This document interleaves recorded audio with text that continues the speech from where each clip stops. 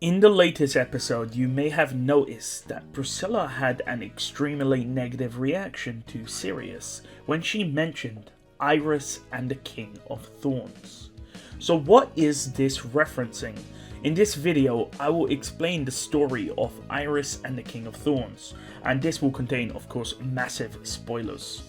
The story takes us to a country in the south, Vakia. Vakia is a warlike country currently being ruled by Vincent Vakia, someone you may have met if you've read the EX novel 4. In Vakia, they have stories. In the ending credits scene, Sirius does mutter some of these stories about Vakia, one of them being Iris and the King of Thorns.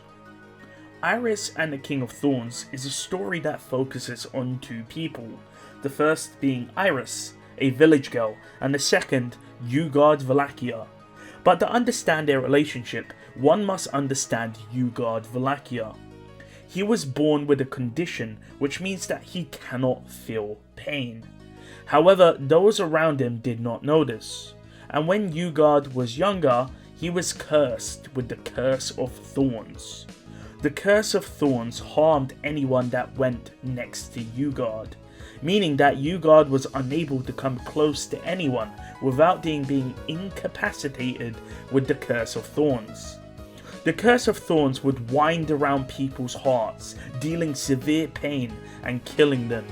However, since Yugard could not feel pain, he was unaffected by the curse himself.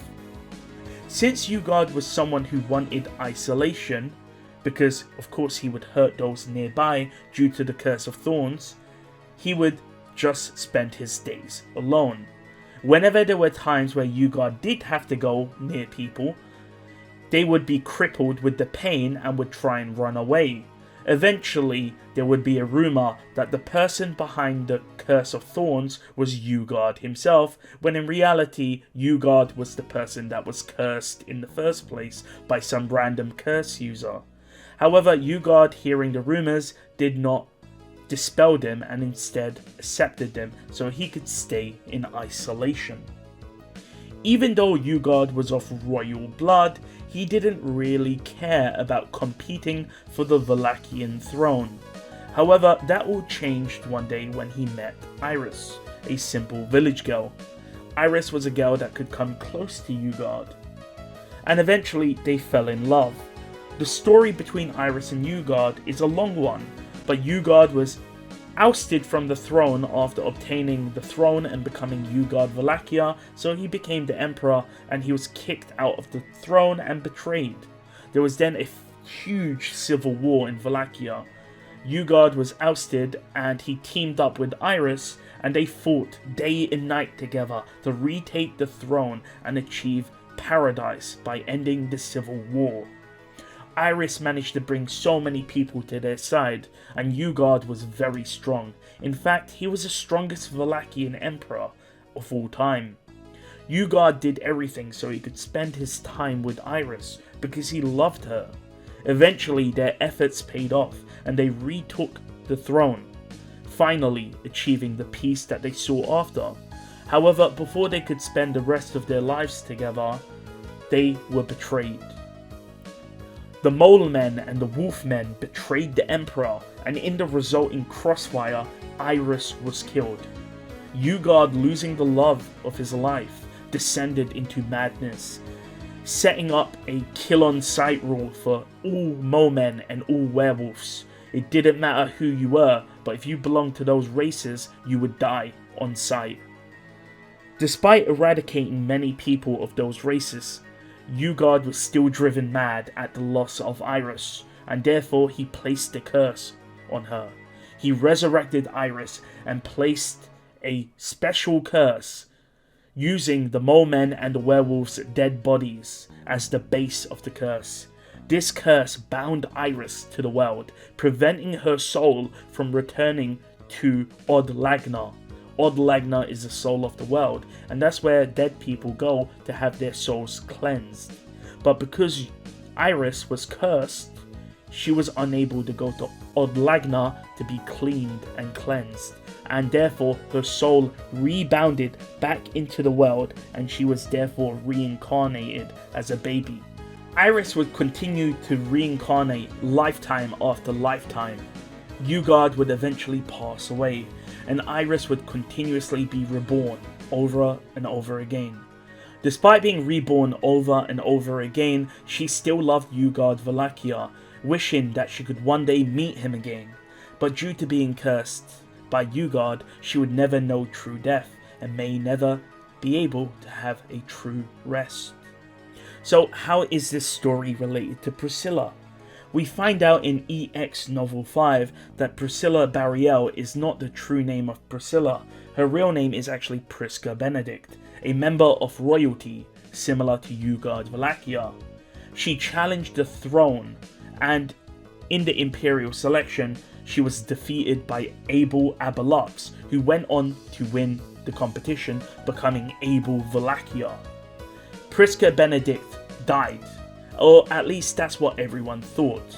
In reality, Prisca Benedict was betrayed by her closest ally, Arakia, and as a result, Abel Vakia, in return for him winning the Valakian throne, allowed Prisca Benedict to escape. Prisca eventually escaped to Lagunica and took up the new name of Priscilla, eventually becoming Priscilla Bariel when she married Leap Bariel.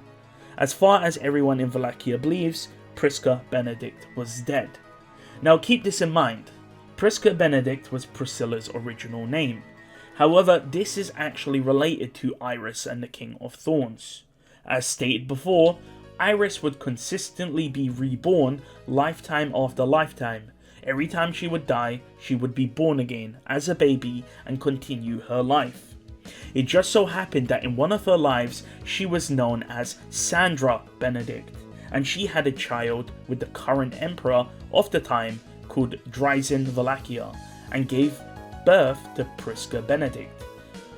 In other words, Prisca Benedict, Priscilla, is the daughter of Iris from the story Iris and the King of Thorns.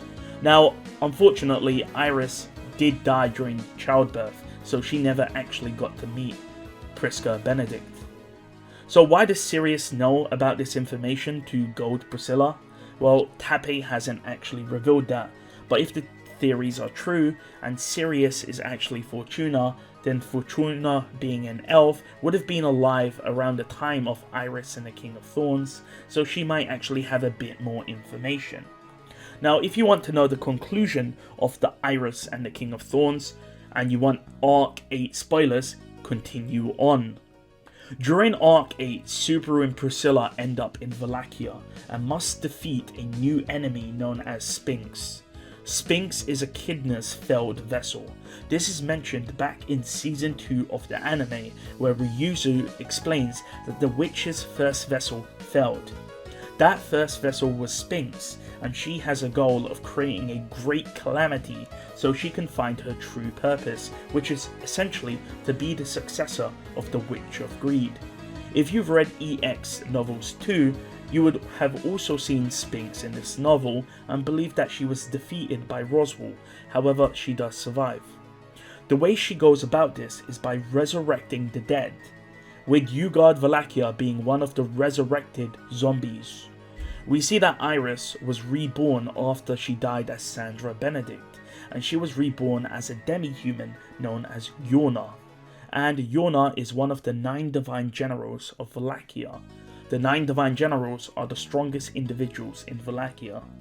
During Arc 8, Priscilla and Yorna meet. Priscilla, seeing the soul of Yorna, realizes that Yorna is her mother, Sandra Benedict, and realizes that she is of course Iris from the story.